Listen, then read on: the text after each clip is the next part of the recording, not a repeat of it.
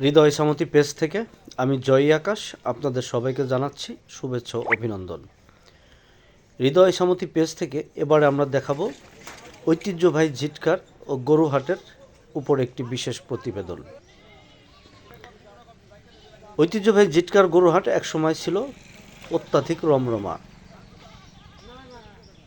প্রতি হাটে প্রায় সহস্রাধিক গরু এই ঝিটকার হাটে দেখা যেত, কিন্তু দীর্ঘ কয়েক বছর যাবৎ এই হাটটি গরু শূন্য হয়ে পড়ে।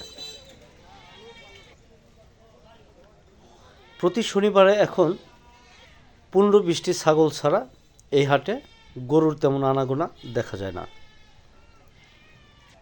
অন্যতম কারণ হিসেবে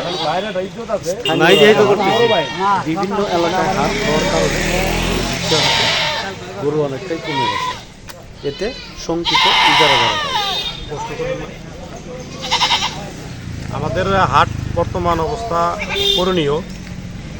মোটামুটি আজ থেকে 5-7 বছর যাবৎ হাটের অবস্থা একদম শোচনীয় পর্যায়ে। এই হাটটা ডাক হয় মোটামুটি ব্যাটগুট সহ প্রায় 48-49 লাখ টাকা ডাক হয়, কিন্তু ওই তুলনায় আমাদের হাটে গরু ছাগল সামান্য কিছু উঠে। দেখা যাচ্ছে কি প্রতি শনিবারে 2-3টা গরু ওঠে, তার নমুনা বর্তমান আছে।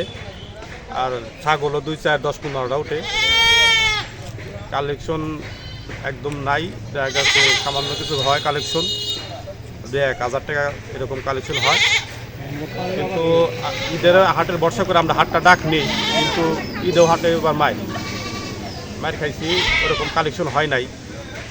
আমার মনে হয় এবার আছে মিনিমাম 10 লাখ টাকা লস খাম। তারপরেও হাটটা নিছি, ভাবছিলাম হয়তো বা ঈদের হাটে আর কি ভালো একটা কিছু আশা করতাম, তাও হয় নাই। বর্তমান আসলে অনেক জায়গায় হাট হয়েছে, বিভিন্ন জায়গায় যোগাযোগ ব্যবস্থা কিছু ভালো না, নদীপথ বন্ধ, ওই কারণেও হাটটা ভেঙে গেছে। তারপর বিভিন্ন দালাল মালালের কারণেও হাটটা নষ্ট হয়ে গেছে। আগের মতন ওই রকম আর হাট লাগে না। এলো অবস্থা আমাদের হাটের।